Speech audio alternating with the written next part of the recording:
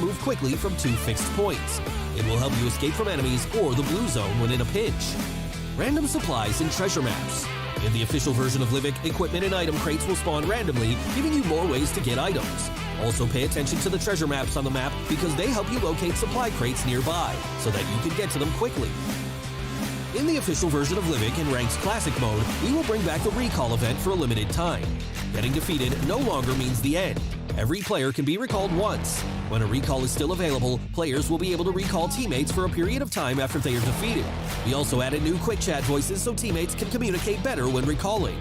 As for players that are being recalled, we've also improved their vision when returning to the battleground so that they can better rejoin the battle immediately after landing. Other content. In addition to the changes above, the volcano that has been dormant for years in Livic has become active. Please be cautious when it erupts and stay away from the spewing lava. That's it for the official version of Livic. We hope you like it. If you want to know more, don't forget to follow our official bull community. We look forward to seeing you in the official version of Livic. Happy gaming!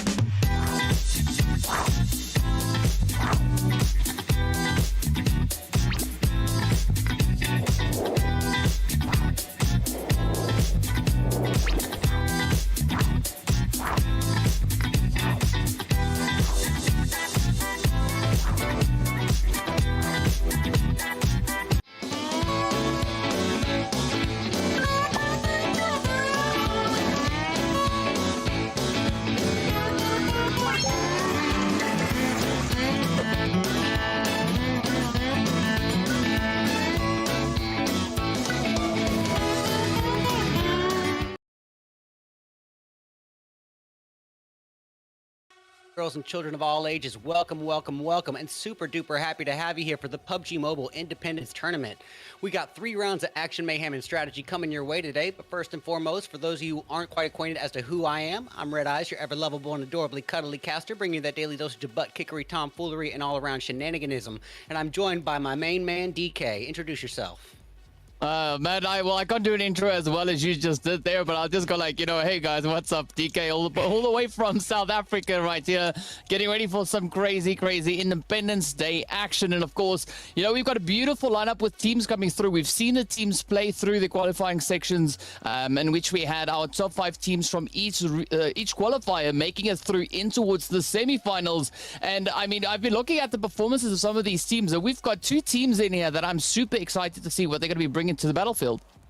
Yeah, absolutely. We got a stacked lobby here, you guys. We got GKS, Battle for Glory, Cali Blood, Four Strangers, Korean Barbecue Lovers, Wizards, Ventru, Puppeteer, Infinity Esports, Ghost U Reunited, Freedom, Zygnus Esports, Strangers BD, Dope Esports, Dream Esports, Incursio, One Shot Esports, Entity 7, Team Seal, and Toxic Terror. So I expect nothing but action right off the bat. Yeah, I mean, and if the qualifiers are anything to go on, we did see the players there from Ventru coming in with a 44 eliminations over the games that they played. And I mean, that out of all the teams participating here today is the highest amount of eliminations we've seen come from one particular team. And of course, we know they've done it out on the tried and tested map rotation. And of course, a quick reminder to show our viewers what our map rotation is going to be going through our 3 matches here for today. Of course, starting over on Erangel, heading over into a little bit of that Murmur and then Sandhawk action as well. Yeah, we're going to be starting things off where it all began and playing through the main comp maps for the day. Keeping it nice, short and sweet, just 3 matches to go, so we'll be breezing through it. But, each of these maps offers kind of a different strategy for these teams. As we'll get into the details of it as we go into each match. But I'd say, Sandhawk is more that close quarter combat. Miramar is more that sniper intensive. And Erangel's a nice little combo of both. Yeah. Yeah, 100% agree with you on that. But I'm also quite excited to see, especially on a map like Murmur, that AMR being utilized, right? We know that came through with a new update on the game as well. And I've only seen that being utilized about once or twice in other events. So I'm really excited to see whether or not any of the teams will be fortunate enough actually to find an AMR out in those loot crates. Well, if you want to see an AMR shine, Miramar's the map to check out for sure. Well, anyways, guys, yeah, as I said, we have 3 rounds of action, mayhem, and strategy. We're going to be starting things off with an Erangel match. Now, what do we need to say about Erangel? Well, it's basically the off-bred love child of Sandhawk and Miramar. It's the perfect middle ground between those two extremes, which does leave it fairly reliant upon the flight path to determine what sort of early game we end up getting. And that's just going to be up in the air. Yeah, I mean, that could go either which way. We've seen that flight path go from Primorsk up to Stalba. It's gone from Primorsk to shooting range. It's gone any which direction you can pretty much imagine. That's essentially what we've seen come through from these flight paths. So I'm going to be curious to see what the teams will have to work with moving into this very first match of the day. But we know that accompanying zone that's going to be following up right after that zone has popped, that also could bring with it quite a bit of excitement, as the teams will potentially have to rotate quite far, or maybe not even at all. Yeah, I am curious to see, who's going to be the guys that drop in hot immediately. Who's going to be going to the Pachinki area? Who's going to be dropping military base? Who's going Novo? Who's in it for the action right off the bat? Because I do expect we are going to have some hot droppers at least. Maybe not a whole lot, but I think just enough to keep the action intensive at the beginning of the game. Yeah, and we've seen the hot drop locations really shift around as the meta has kind of changed up, as the teams get more experienced and more efficient at finding a good starting point. So it's going to be interesting to see where exactly those points of contention could be coming through, but maybe we could get our usual ones come in as well. I mean, I think that is, at the end of the day, all going to be reliant on not only what the flight path will bring through, but also then what that sequential zone will be bringing in as well. Yeah, we have seen time and time again that sometimes the zone is just not favoring anybody, but we'll have to see what we're working with, and let's get into it, guys. We're going to kick things off. Match 1 of 3, Erangel. Let's get it going. When it does seem like we're starting right over on towards that military island, heading up relatively close towards Stalba, so we've got a little bit more of an easternly focused flight path for these teams to try and utilize. And as we know, the players from GKS, they were quite successful in their round of qualifiers, coming in with those 31 eliminations, our second highest amount of eliminations that we've seen come through from these teams. So I'm going to be honest with you, I've got some expectations, especially for GK First and Venture Inc. stepping out onto the battlefield, showing us what they can bring, and maybe if they could assert some potential early game dominance along the way. Yeah, and I'm going to say, a little bit of the same thing. I've got my eyes on a couple teams as well, particularly the Korean Barbecue Lovers and Dope Esports, 2 of North America's known Tier 1 organizations. And I've seen them time and time again. Dope Esports is the kind of team that they either come in all-out aggressive or they're more of an in-game intensive. And that's 2 completely different strategies, and I'm curious to see which one they're going to go forth using today. I mean, there's quite a bit of excitement and expectation coming through as the teams are now going to be making their way, going through that looting phase, looking to get themselves situated, separated, and, locked and loaded and ready to rumble. That is what we are here to witness, as the teams have only 3 matches to play it out across.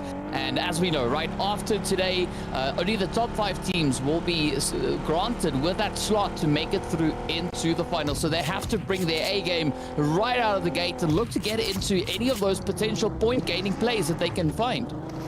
Yeah, absolutely. And as you can see here, we got members of GKS Esports doing the multiple vehicle approach, coming with obvious advantages, obvious disadvantages with that. The obvious advantage is that you're not all going to be taken out in one spray. The disadvantage, on the flip side of the coin, is that you're not going to be able to defend your teammate if they're being shot at. However, this early in the game, I don't believe that anyone from GKS has any loot, so I think it's nothing but a win-win. Yeah, well, speaking about a win-win, right, we do see some love being shown in the chat there as well. We've got a shout-out coming in for One Shot as well as Wolf. We've got another one coming through for the players of Four Strangers, as well as Freedom, right? So a lot of support being shown for a few of the teams here. So, you know, it's good to have that support, that backing coming in as the teams now get an opportunity to step up and show us what they can bring on through. Already a few of those engagements now starting to find their way as the players from Eternity 7 are facing a little bit of a bumpy start here as the players from One Shot already off to a really early bit of engagement. Yeah, we see Entity 7 just shy of One Shot. One Shot Esports looks like they're going to be pulling a vehicle rotation. I don't blame them one bit. It's very early game, and they got plenty of time to get their kills later on. Right now, the main goal is just about getting the armor, getting the loot you need before putting yourselves in those vulnerable situations. That is going to be quite essential to try and secure, but I mean, the players here from Entity 7 already down by one player. I like this drop location coming up into Pachinki, especially the way that they've kind of spread themselves out, right? Making sure that whatever threat does potentially come their way, they've got a good situational awareness. They're able to react and bring in some good coverage on these angles moving in towards Pachinki. Yeah, they should be able to get some multiple angles, multiple perspectives, and I think that's exactly what they're aiming for. Not only that, but just to kind of spread out and, you know, even out the loot for everybody. That way you're not going in, taking out the same houses, you know, keeping the loot fresh for everyone. Because Pachinki is realistically, in terms of loot, it's a give or take, you know. Half the time I feel like the loot at Pachinki is just phenomenal, and the other half I can't find a gun to save my life. Yeah, I mean, that is sometimes quite a bit of a problem. And again, well, we see the players there from One Shot going at it once again, lighting up the action. We do have that zone also sitting a little bit further up towards the north, as we can see that thanks to the players we have situated up in towards that Saverni drop location. But here we go as GKS now start to expand their options, moving a little bit further on towards that western front. But again, it'd be quite nice to see what exactly that zone is bringing in, right? Really having a bit of an opportunity to see what the teams have at their disposal and what those potential rotation angles could be. Yeah, absolutely. You know, this is the kind of situation where, as we said time and time again, the zone will absolutely determine what sort of early game we end up getting. And you know, I personally, I can't see the map stream from where I'm at, but you know, if this is a southern-oriented zone, then you know you need to get started. You need to get a good headways out in pulling a rotation, because the main idea here is claiming real estate early into the new zone. We got a lot of teams here, a lot of opportunities to gatekeep. It could be a give or take here, but I think going and claiming a position in zone, getting that geography covered early on, that's your best bet. Yeah, I mean, real estate is definitely quite essential. You want to try and get yourself into a good fortification, especially looking at this engagement we have now coming from the players here of Cygnus, right? Definitely, it could be within their favor to be able to establish a good stronghold and then defend, especially looking at how they're currently situated, particularly when they have a bit of a fight going up against the players here. I believe this is from Freedom. So it does seem like that position over on towards the eastern side could be quite a substantial one to try and dominate, but we've got three teams situated right here up in towards Yasnaya Polyana. So whatever positioning it is that you have, try and hunker down on them. Yeah, absolutely. And we're getting eyes on Cygnus Esports. We got Lakitas here, perched ready and waiting with an AK-47, staying prone, not trying to give up too many peeks here, not going to give any opportunities for members of Freedom to clip that head. Well, it could be a little bit of a risky play, though. I mean, again, no overly aggressive pushes coming through, and I can respect that, right? The team's trying to get a good lay of the land, trying to figure out what it is that they're working with before you know, making those calculated maneuvers from that point on forward. But over towards Pachinki, it's a completely different situation. You know, it's nice, cool, calm, and collected, and the players here from Entity 7 can actually afford now to get themselves a little bit more spaced out. But as we can see elsewhere, there are engagements now starting to come through, and that is kind of to be expected as the teams are making their way on in. Battle for Glory here also looking to, again, set themselves up quite nicely in anticipation of these potential rotations. Yeah, they got Dream Esports pulling a vehicle rotation, not nearby or not too far off, I guess. But they were engaging a little bit, giving a little preemptive warning fire. Not really trying to so much to get any vehicle explosions, more just a warning saying, hey, this is not the spot to come towards. But moving on, we got members of Dream Esports, as we said, pulling a rotation, but in doing so, they're driving right by GKS Esports, and it looks like we're going to have a confrontation right here and now. Trip, very lucky to be alive, just thanking his stars. Will he be able to get a first aid off? He looks like he does.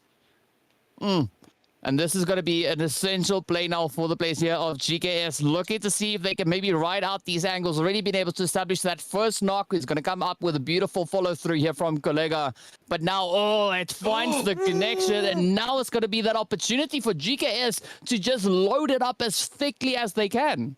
And you can see Dream Esports trying to retaliate with some nades of their own, but just finding themselves a little bit short. Kollega with a beautiful takedown. I say this time and time again, but that nade was so dirty that it was clean at the same time. And there we go. Trip also now getting traded on down. And now it is up to GKS to find that final player for the side there of the team from Dream. And this is going to be an absolutely rough patch now, as we can see Patrick trying to hold on. Up comes the rush. Is it not going to be enough, as they now have to pack their bags and head on straight on back to that lobby? Patty gave it his best effort, but at the end of the day, he was just outmanned and outgunned. And there's not really a whole lot you can do in a situation like that. The odds of pulling a squad wipe are very slim in that situation. Catching eyes on Zygnus. Go ahead. No, I said it's not impossible, but it's not very likely to see that happen. Yeah, exactly. We got the boys in Zygnus pulling a rotation here. Looks like they're doing a 3-1 split. And gonna go claim a couple more vehicles, it seems. Catching eyes for a brief moment, we got Puppeteer doing their own separate approach as well. Everyone's just trying to get their vehicles, and everyone knows at this point that come in-game, vehicles might be the only cover you can have. Yeah, I mean, we've seen those being utilized several times over, and now it's going to be a slow, steady progression coming in here on the edge. Not a super aggressive push, but definitely a good position to hold, especially looking at this rotation that we've seen now from the Wizards moving into this compound. And if they are able to kind of assert a good hold on this region, it could benefit them in the long run, because we can see the viewing angles they've got from this particular point. And now it is, of course, going to be Skeller just to showcase those angles for us. Yeah, as you can see, Wizards putting some preemptive fire down there with the DP-28, firing inbound towards Puppeteer. And that's a smart move to go put that vehicle out of commission, try to take out those tires early.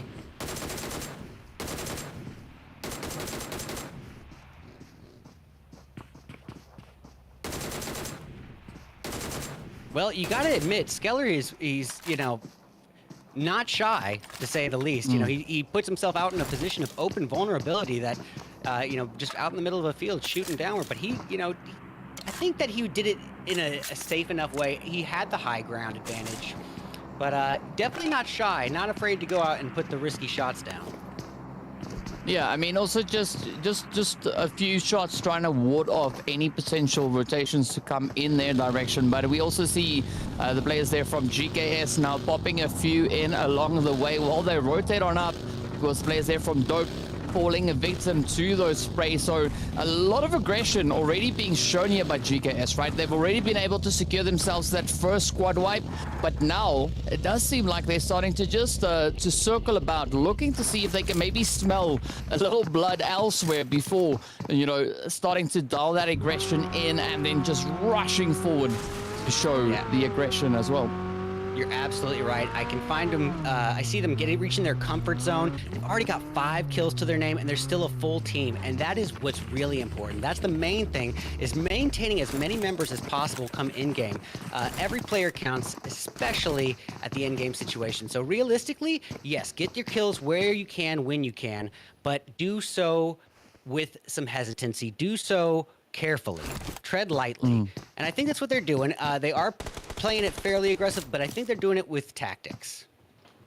Yeah, I mean, tactics never really go wrong, especially when you come in with a good calculated approach, right? It works out so favorably, but now it's down to see which is going to be the best tactic to apply here by the teams. As you can see, the Wizard going in for a little bit more of a calculated approach. Not going to be playing too many of these exposed angles, but NH, of course, now just getting that vehicle locked and ready to roll, just making sure it's got enough fuel before they get into any potential moves further on forward. Meanwhile, the players here from the Four Strangers also holding a little bit of a scouting position, right? We can see up ahead is going to be the players there from Zignum. Once again, Zignus rather. But the trigger discipline being applied here now by Pappy, Rogue, and the rest of the players, right? Just holding, trying to see what they can spot before deciding to pounce. Yeah, and as I said earlier, you know, they might have 0 kills to their name thus far, but that's really okay. They have plenty of time to get those kills come later on in the game when the zone gets a little bit smaller. Right now, I'd say their main objective is letting those numbers dwindle down and holding a position that they're comfortable with. As you can see, they do have Zygnus relatively close by, but I'm not so sure entirely that Zygnus is even aware of them. Yeah, I mean, so far it does seem to be playing out actually in favor of the players here from the Four Strangers. So they got to be quite careful, not looking to maybe give up that position or kind of break the element of surprise that they have at their advantage. But it is going to be a little bit of a tricky one to bring in, as we can see the players here from Zygnus now looking to locate rather than reposition themselves elsewhere, going for a little bit more of that eastern approach, ducking out in towards that blue zone, aiming for those northern territories. And based on what we've seen from that zone shift come through, I do think this could potentially be quite an interesting rotation coming through for them now. It looks like Dope Esports having a rough go of it. Another one of their members taken out, and it looks like just like that there and then, that's Dope Esports taken out of the game. Yeah, but it's unfortunate to see them go so early though. Ooh. Yeah, they were one of my expected top scorers, so. Catching eyes for a brief moment, we got Incursio here.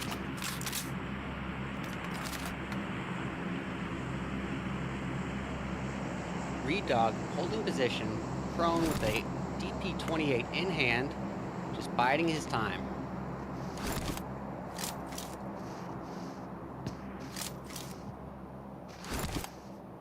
Definitely a lot more of a calculated approach that we see coming through here, right? I mean, no one looking overly aggressive at the current time. They just moving into positions, holding it, looking to see who could potentially be rotating past them. But definitely the aggression being shown by GKS is working out in their favor, at least for the time being, right? They've already been able to find those 5 eliminations. They still have the entire squad left to utilize. And I'm curious to see how far they're going to be looking to push that one, because if we look onto the players that we've got right in front of us here, Incursio, right, they are sitting on 3 eliminations, also still rocking out a full squad, but definitely a different kind of tactic that we see from their side being applied. Yeah, they're definitely playing things a bit more reserved and waiting for the numbers to dwindle down. GKS is a more of a get up and do it kind of a team, it appears. They're going out, spreading out, looking for the fights, but they're, as I said earlier, they're doing so very tactically and not without some hesitation. But in general, so far this match, it does seem to be a bit more of a passive start. Players are still very hesitant to make those vulnerable moves, those open positions this early, because this is still anybody's game. Yeah, it is still pretty much everybody's game. As we can see, still with the amount of players that we have left and the number of teams still surviving, it is very much anybody's position. And I think we're going to be seeing a little bit of a constriction come through as we progress into that 4th phase, right? We know the zone is going to shrink up once again, but that is going to start forcing the sheer number of teams we have to come up with a good, strong strategy to move in, to get themselves situated, and then hold on and defend that position. Yeah, the name of the game is, as I said earlier, it's, you know, knowing the geography, knowing the good divots, the good hills, the good compounds available to you, utilizing what cover you can. And how are you going to do that? It's going to be by claiming real estate early. Yeah. Yeah, and I mean that is a very, very essential play to be making. But with that, we do see the players that are there from Ingersio now bring in a lot more pressure. This kind of trap that they've set up right here over on towards the western edge of the zone is working out quite favorably for them. They've already been able to lock in yet another elimination. And now as we look over on towards the players here from One Shot, we can see them just on those outlying regions of the zone. They are focusing all the way over on towards that sunken city. And it is going to be somewhat of a challenging play, seeing that they are not the only team, right? They're going up against the players there for Battle for Glory. But I mean, GKS, they're looking absolutely beautiful in their approach here. Here's our heavy hitters with 5 kills to their name, full 4-person squad, and getting more knocks as we speak. Achilles with a takedown, and I think he's going to use this opportunity to pull a rotation. We got the boys in Toxic Terror.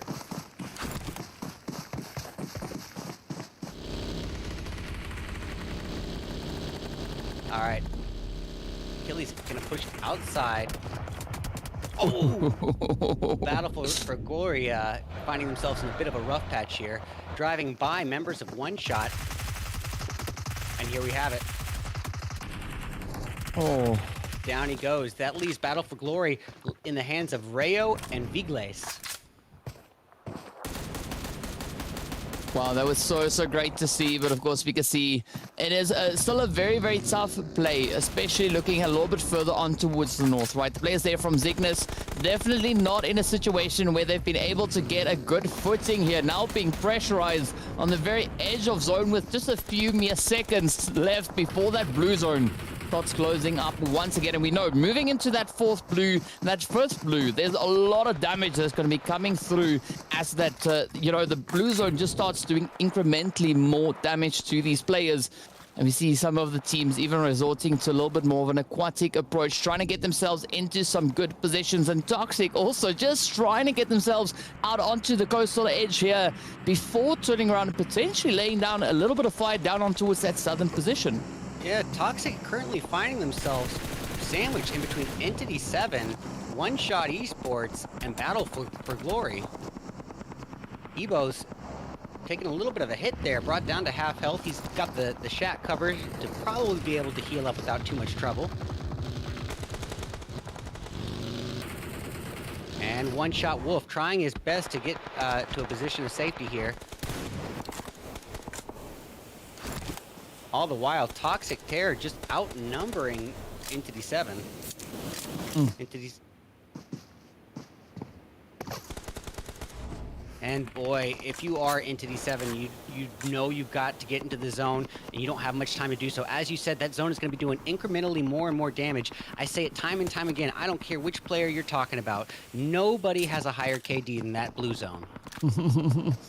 Yeah, I mean, it's pretty pointless sitting out there sipping on some blue juice because we know, right? There's an extra bit of punch that comes with that, and so much of a punch that it could punch you right back into the lobby. Now, as we look over on towards the players here from the squad of SE41, we can see those utilities are getting sent across. A very, very risky play on the very edge there, but I mean, even the players coming through on the side of Incursio, right? I like that kind of position that they've been able to lock onto that very edge of zone. Speaking about the edge of zone, we do see the fight now just getting pushed to its conclusion on the very edge of blue, and that it means that the players there from Cygnus have run out of time, and unfortunately they've been sent back in 13th position. Yeah, all the while, this confrontation between One Shot and Battle for Glory continues. We got members of Team Seal firing downwards at GKS. Looks like Seal, does that say daddy? Habibi! That's what it says. Sorry, my screen's a little bit blurry here, so you'll have to forgive me on that. Habibi firing in with a 6x M4 aimed in. Not getting the connecting damage he was hoping for there. We got One Shot firing inwards at Battle for Glory, what remains of Battle for Glory. I believe his name is Rayo? Ray? He's trying to pull a sneaky Michael Phelps, but he is spotted by Dark of One Shot Esports, and his moments are numbered here. 100% on that, bro. Yeah, that's quite surprising. Yeah, interesting to see it. GKS was our front runners and head aggressive team of the match, taking a bow out for the match, and it looks like Wizards now with 6 kills. I mean, but looking at where the zone is now decided to go, just closing up on this waterway split that we've got here, it puts the teams in such a challenging position. I gotta say, I love it though from an observer's point of view, because it's resulting in some pretty chaotic plays, but it's so challenging and so difficult for these teams to get a good holding here, get a good position from which they can reach in and defend their position. Yeah, it's all about, it's just a guessing game on as to where that zone's going to go. And with a water riverway, kind of splitting you guys up, it's going to be just a make it or break it. And as you can see, members of Puppeteer and One Shot are finding themselves out of zone with not much time to work their way in, and they have got a fight to take on before doing so. Oh, quite a difficult play to make indeed, but I like this position being held by Wizards. We can see them now just perched on that very edge, trying to ride it out in the blue zone. Up comes One Shot, who will for a bit of a nade. Doesn't find the necessary damage down on towards Paolo. But of course, Paolo now sends one in response right down the way. Wizards, however, get eliminated, and the players here for Battle for Glory still have another great opportunity to show us what they've got and just come in with a bit of a dominating play, moving in from that southern approach. But Incursio also now going to be advancing in on this western front, a really challenging position to pull it off in. Yeah, absolutely. And Curcio trying their best to maintain everyone they've got here. They're in the clutches with Toxic Terror. We got Dogwater putting the shots down with the M4 ready in hand. He's going to go back, gain a little bit of cover, but with the smoke, just use his time to reload before going out there again. Ooh. We've got the Strangers BD boys putting some utility cover down. They work their way in. Oh, this is going to be a very, very touch and go approach. We can see not a lot of land really left for these teams to try and utilize and work with here. But now the players here from Team Seal trying to wrap up the southern position. As we can see, it is now still 2 players left on the team. Habibi going to be pushing, looking for a bit of an opportunity to utilize. Meanwhile, they now find a great play just further up north, just absolutely capitalizing on that. Unfortunately, down goes Daddy. And it is now up to Habibi to try and lock in any potential gains for the team. Well, let's give credit where credit is due to Rayo of Battle for Glory. Operating as a solo at this point, all of his teammates have been eliminated, and he's got to be holding a position of cover, but he still was able to get another elimination. But the name of the game right now is letting these numbers dwindle down, trying not to bring too much attention to yourself if you're a solo. And gosh, look at how many solos we've got. It's almost down to all solos for the most part. We've got a pretty even match here. Yeah, we do indeed. I mean, there's only one team still left with 2 players, and that is going to be none other than the players coming in for the Strangers. But again, we see the players from One Shot now facing that one shot needed to send them away, and that is going to be all that they require. 5 teams now left to duke it out. Still some really interesting positions being held here. No one is really taking that plunge, moving themselves in towards that more centered kind of zone. But as we can see, right up on the hill, one of the Strangers just holding on, looking to just try and capitalize on that high ground they have for the moment, but it is going to be pretty tough to do. As we can see, Looney now trying to apply the pressure into the zone as well. And boy, that zone is not being very forgiving, just chipping away at his health, and it looks like he could be up the creek on this one. And that is it for them. Wow.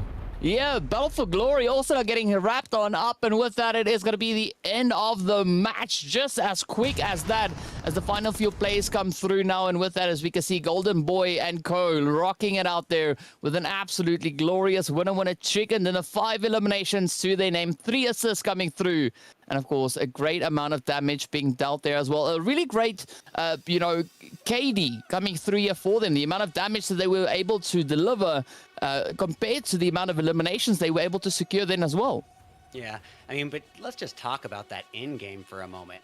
With almost, I'd say, 20-30% of the action coming in at the last 5 minutes. That was an all-out bloodbath. Teams were trying their best to scurry into zone, but it was almost impossible to do so with so many teams firing at you all at once. And, that's really what it comes down to. It boils down to practice, knowing your rotations, and knowing how to handle yourselves in those positions of where the pressure's high, And I think that they definitely did so, and that's why they took the dub. Yeah, but I mean, definitely also looking at where that zone has gone, right? That position it held just north of the sunken city.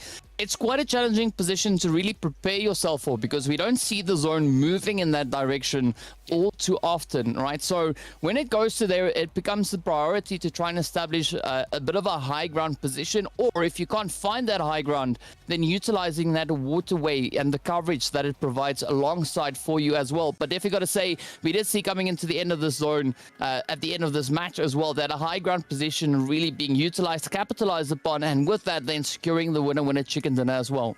Yeah, and as we said, earlier, when that zone was starting to get a little bit smaller and the riverway was dividing the zone in half, that was down to a guessing game for our teams. They had to pick a side and just hope for the best. 50% of the teams kind of felt unlucky there and had to try to work their way in to the new zone. Competing with everyone else around you, is a tough luck. Yeah, it's a really, really challenging one. But of course, we have to now see who has not had too much stuff luck, right? We are going to be taking a quick look to see who our match MVP is. Ooh, Habibi from Team Seal with 4 kills to his name, dealing out 561 damage on his own. Not bad.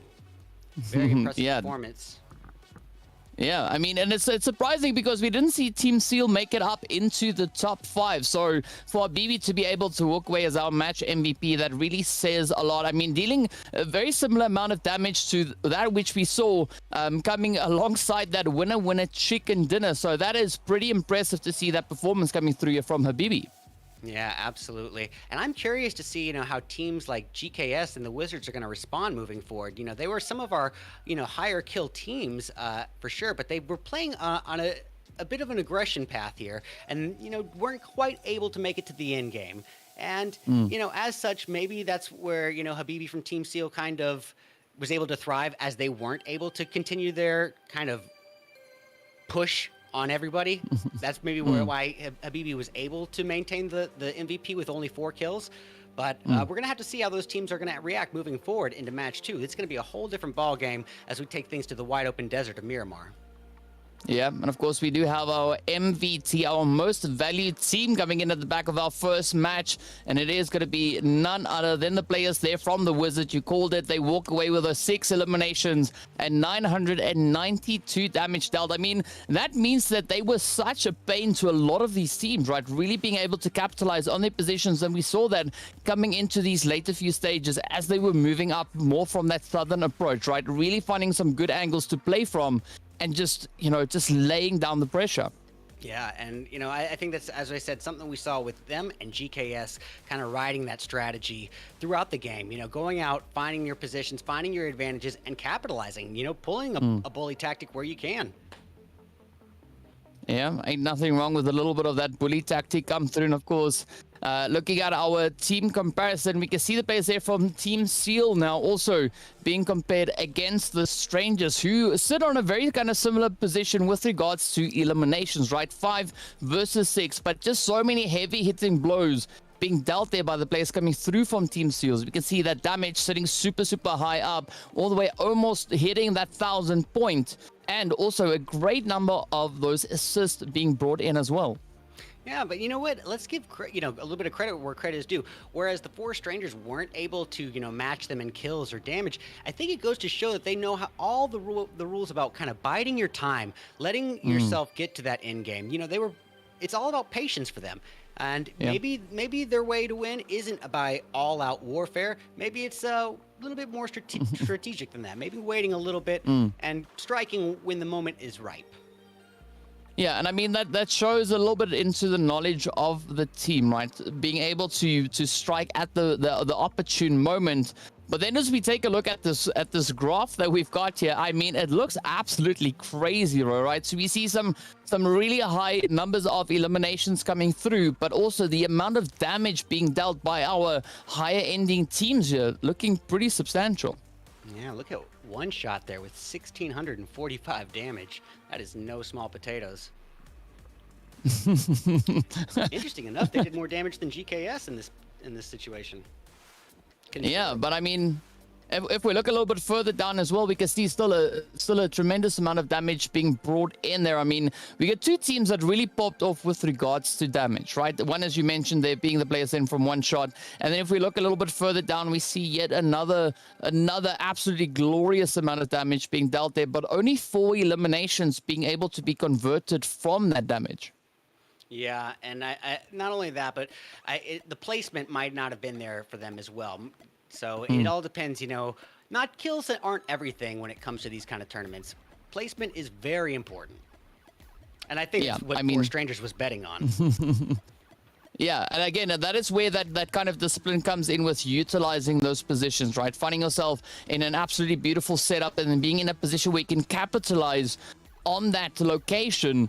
And that is what we saw working out so favorably for them. But of course, then we got to take a look at our overall match results, with those 20 points being awarded to the Strangers there. And right up behind them, we can see another glorious finish coming through as well, right? Not the craziest amount of eliminations, but we do have a great distribution of those eliminations across the board, right? We can see the players there from Wizards and Seal each picking up their 6 eliminations. But unfortunately, as you said before, right, the placement points not really coming in alongside that.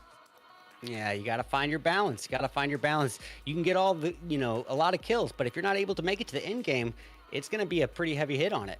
But, you know, what's interesting to think about is we saw how these players kind of reacted in an Erangel match where it's really about knowing your geography and where to get your compound cover. There's plenty of cover to be found in Erangel. You got grass, you got your compounds, you got your hills, but now we're going to be taking things up to the wide open desert of Miramar, where that compound cover can be a little bit fewer and farther between. So that's where it comes down to really understanding your geography, really knowing where your divots are, good hills are. Claiming that position early can make all the difference in a sniper intensive match like Miramar.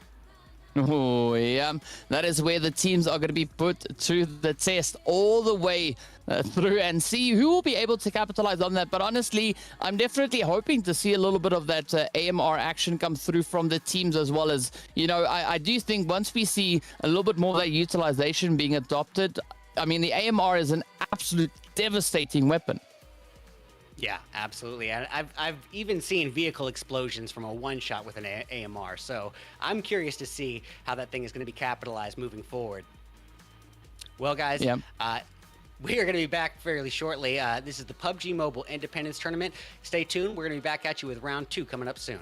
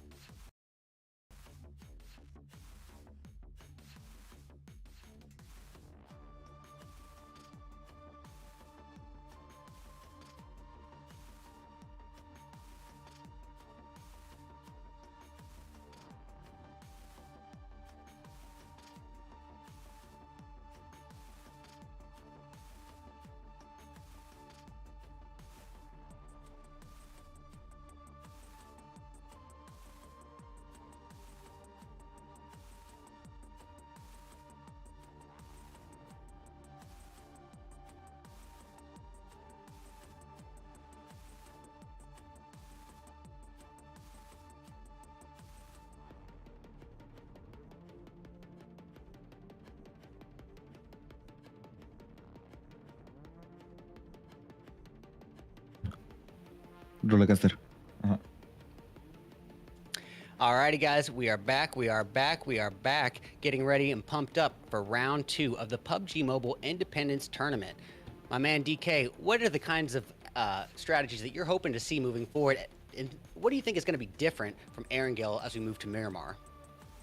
I definitely do believe that we're going to be seeing a lot more of those range engagements come through, right? That's kind of the dynamic, the meta we see being utilized over on towards Miramar.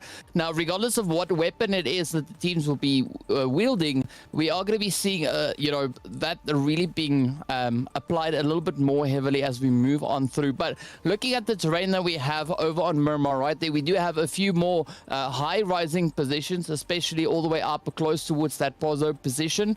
Right, we've got those beautiful mountains that teams sometimes decide to pull up on towards and just push themselves up high, reaching down and causing a little bit of havoc further down below. But again, I mean, it could be quite a bit of a dynamic shift coming in from these teams, right? We know whether that zone moves north, whether it moves south, there is a different kind of play style that needs to be adapted for teams to be able to succeed moving into those regions.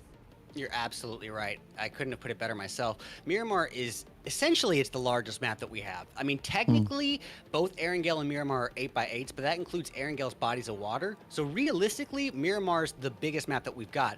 So that means that the odds of two teams landing next to each other is going to be a bit slimmer than it is on Erangel or Sandhawk. But it's also the most open map that we have in the game. By far the most open map that we have in the game. So the odds of you being sniped from 300 meters away, they go up exponentially. And, a big thing about it is that the map is so large that it finds itself entirely reliant upon the flight path to determine what sort of early game we end up getting. It's all going to depend on where that path goes to show us what kind of first half we're going to get. Yeah, but it also kind of depends on how committed teams are to their starting location, right? Their looting options, because sometimes we see teams that are able to adapt and adjust themselves according to that flight path, moving into a few of those alternate looting locations. But other times we see teams that drop down, they grab a vehicle, and let's say they want to get all the way back to Trailer Park to go through the looting phase. That is exactly what they do, right? They grab the nearest vehicle and off they go, trying to see if they can get themselves into their looting location, get themselves a little bit more acquainted with that start location, and then from there only look to prioritize getting those rotations dialed in, moving in towards the zone. But something we don't see a lot really happening on Miramar is teams really relying on delayed rotations, especially moving from within the blue zone into that safe playable area. Well, I think the reason for that being is that compound cover, depending on where you're at in Miramar, it can be few and far between. And that leaves you with a lot of open area. And when you're in a desert, that's pretty vulnerable wherever you're at. So you need to utilize whatever you can. Be it a vehicle, be it a little ditch, be it a hill, you need to actually get there early, claim that early real estate, and gatekeep as best as you can.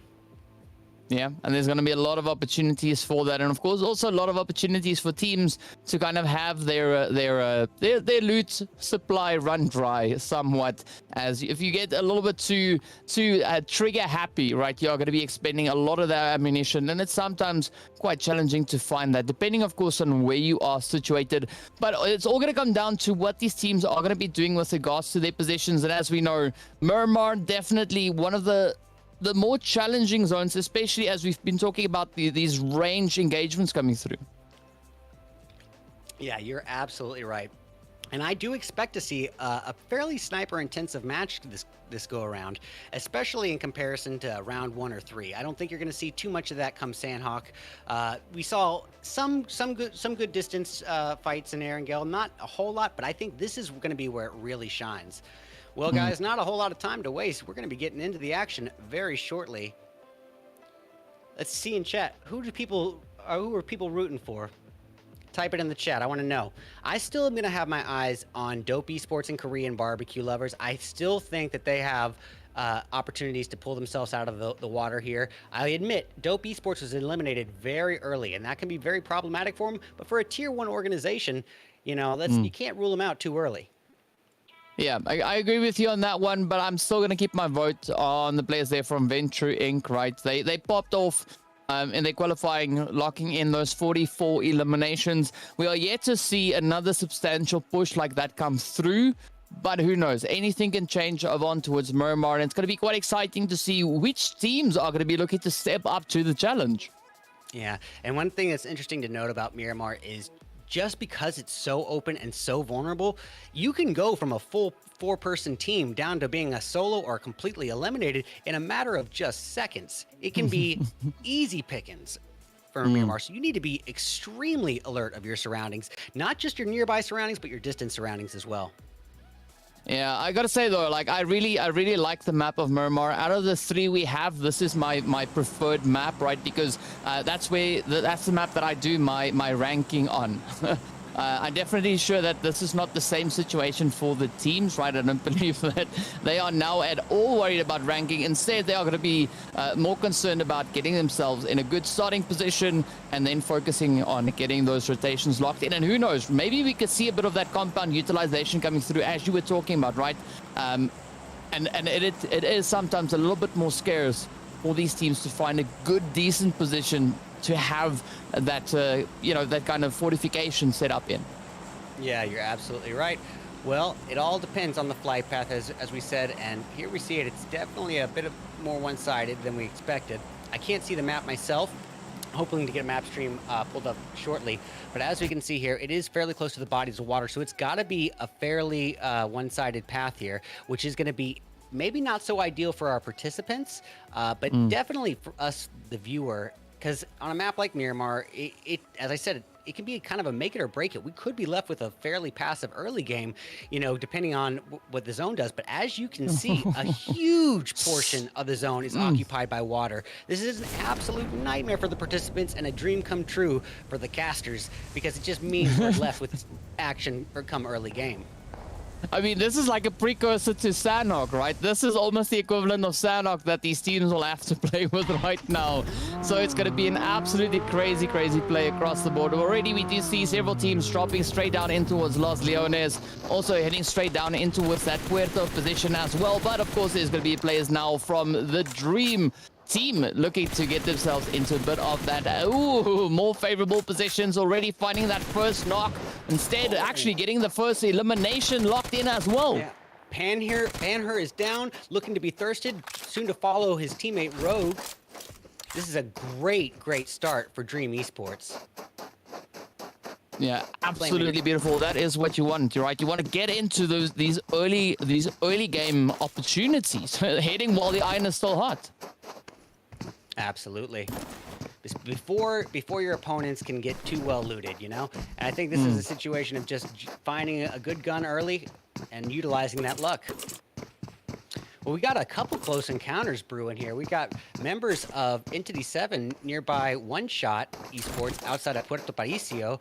We see members of 4 Strangers not too far off from Dream Esports, as we saw 4 Strangers taking quite a hit.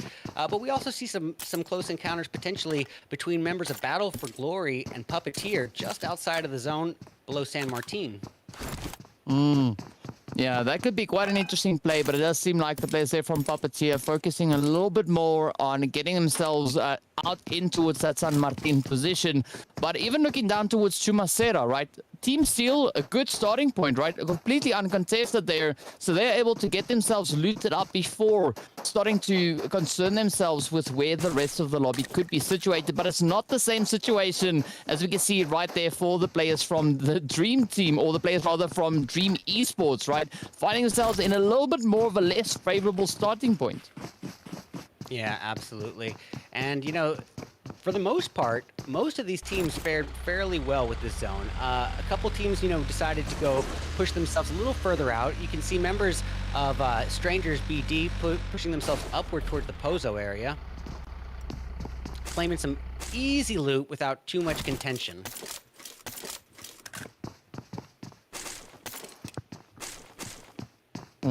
But it's nice now that we can see where everybody's going to be trying to move in towards. I love this. I love the southern shift, though. I mean, it's absolute nightmare for the teams, as you said before. But definitely looking at what's kind of going to result from that, it is going to be sheer chaos coming through. And the teams really have to be on point with regards to finding a good position to rotate up into. Yeah, and if there was ever a time to claim real estate early, with the pickings are this few, Yeah, you got to get your positions early. And this could be very problematic for teams like Puppeteer and the Wizards, who are finding themselves outside of zone and looking like they're going to be pulling a fairly later rotation. And they're going to have to worry about teams like Battle for Glory as well as Freedom moving inbound. Yeah, that could bring a few obstacles along the way, as you said, you know.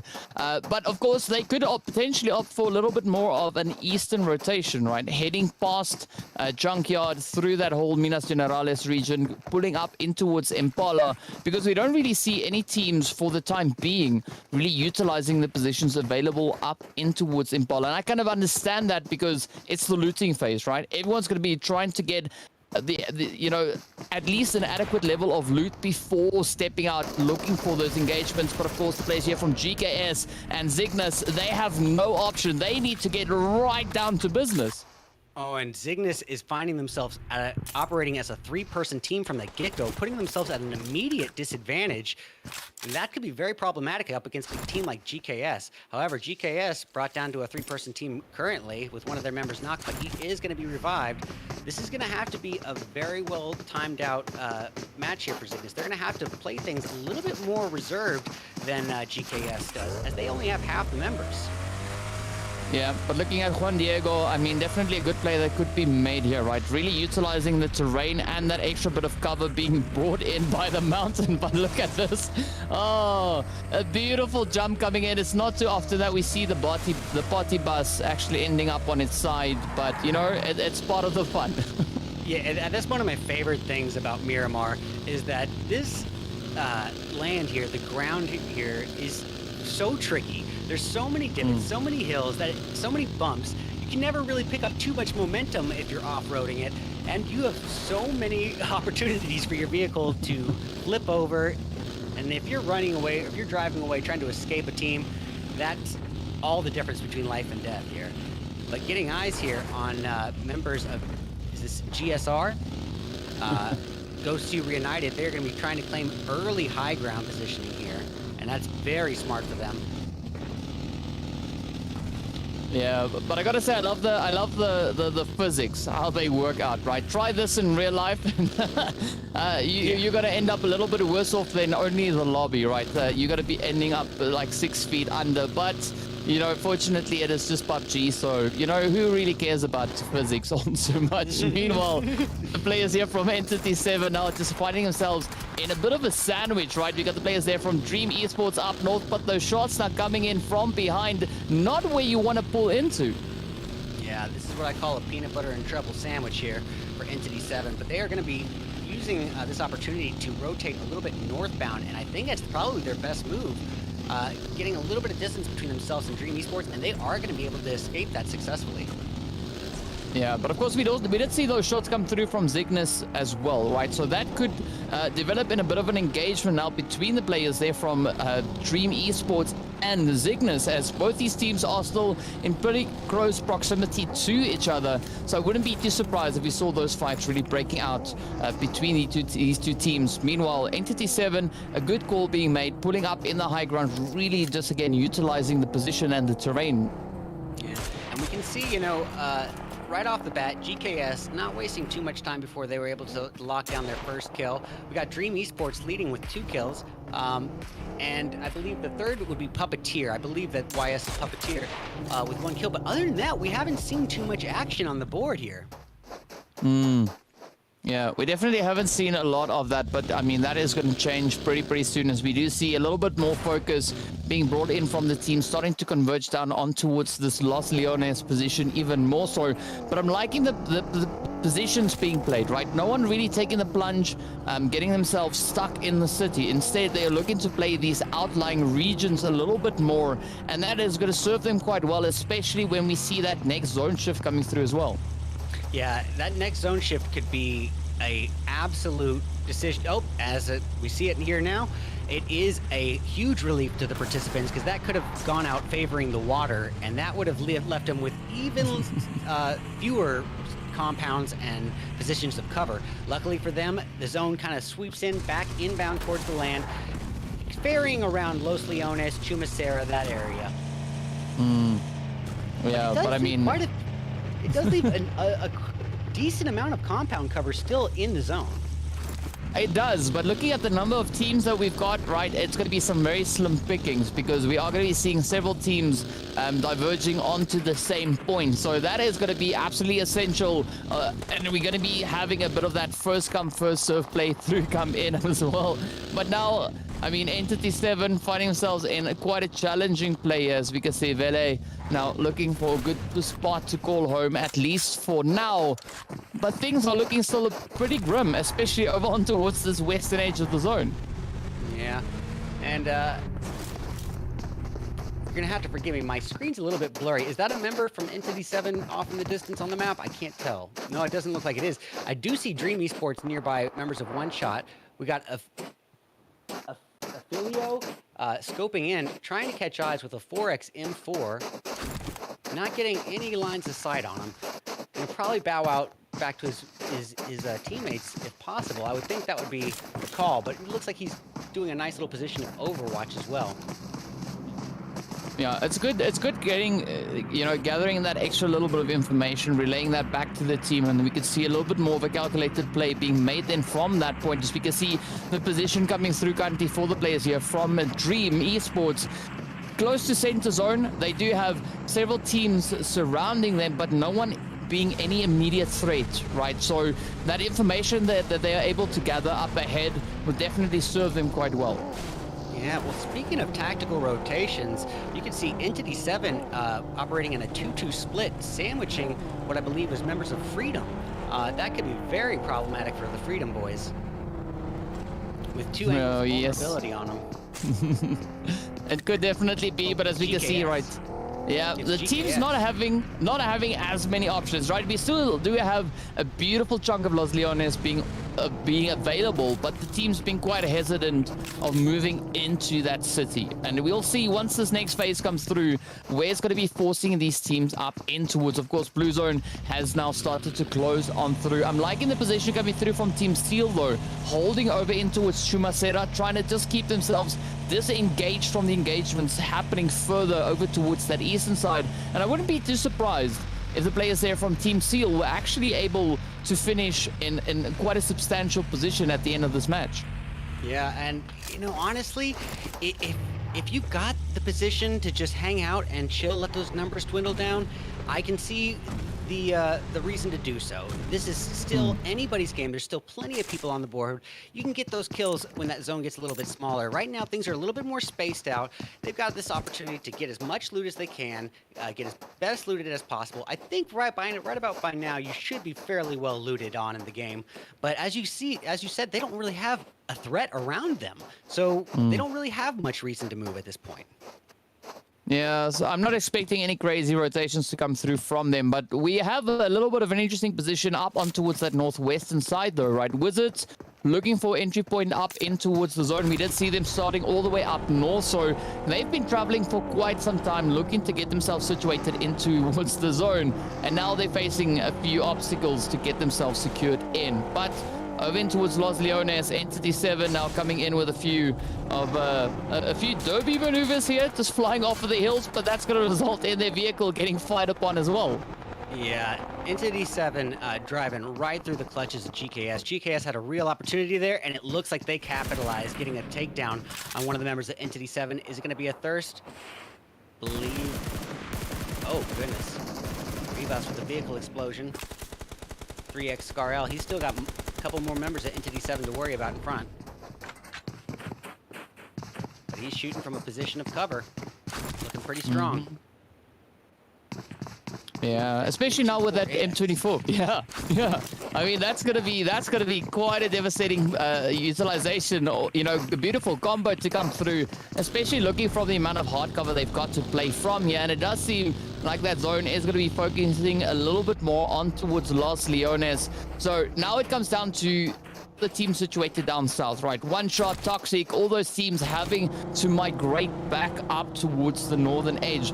One of the teams also positioned down there is going to be in Curcio, so I'm curious to see how those plays will kind of pan out for them. But the Wizards stepping up to the challenge, trying to make some gains moving in from this northwestern approach.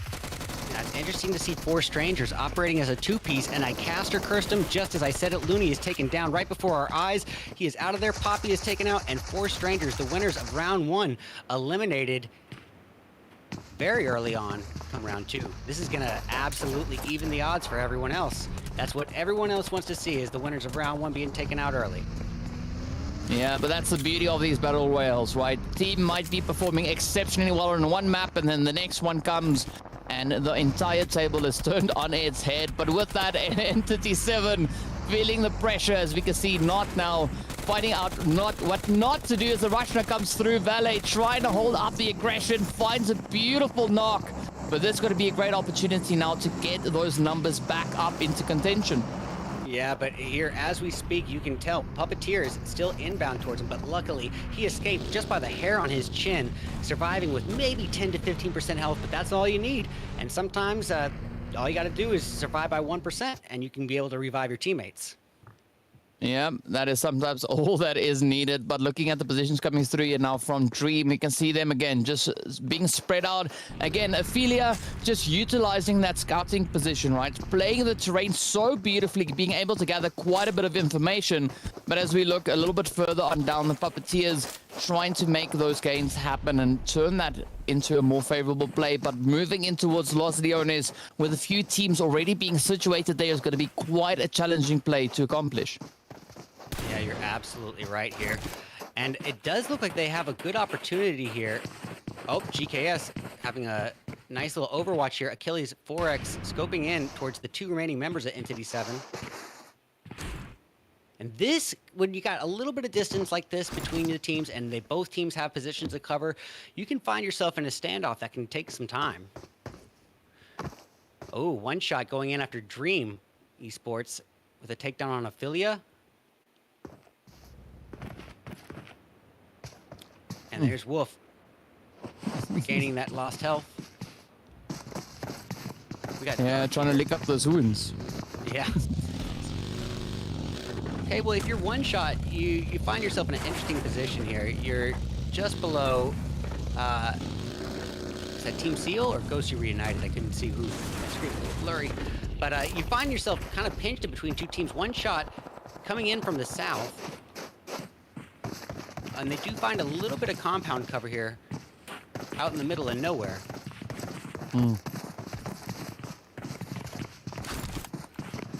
I think it could be Team Seal just situated over on towards that eastern side, or maybe that's Team Seal situated towards the north.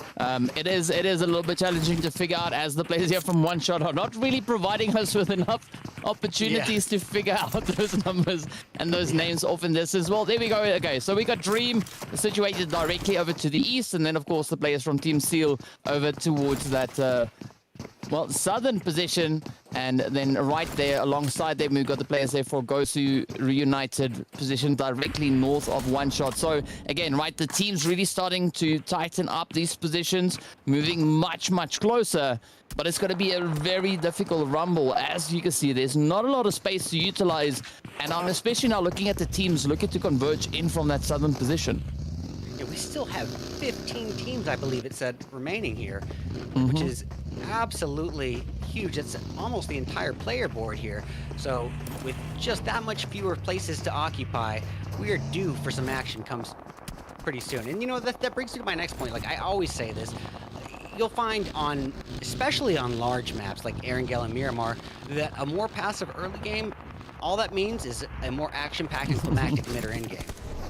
I mean, more like a brutal blood fest coming in closer to the end.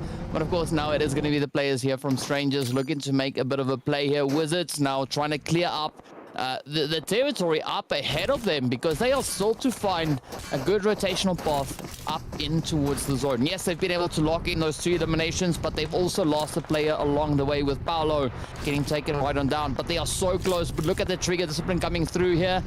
It is going to be Lean just trying to peek it out this window, waiting for the opportune moment to strike on down. Yeah, he's got to hold his position here, wait for the right time to strike. Just as you said, he is not going to engage himself in a 1v3 unless absolutely necessary, but he is cooking up a utility here. I I think it's just a wishful nade just in case they pushed forward. He's gonna, oh, Lean's gonna fire in, and he gets great damage in on, and there's the vehicle explosion. Yeah, I gotta love that. Yeah, Strangers BD absolutely feeling the hits of that one. So that leaves us in a 3v3 with Wizards and Strangers.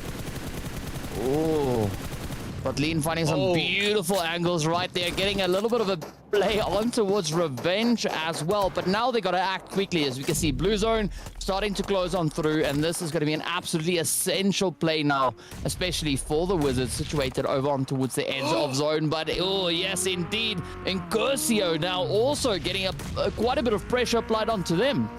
Yeah, by members of Zygnus just above him. Zygnus holding the high ground.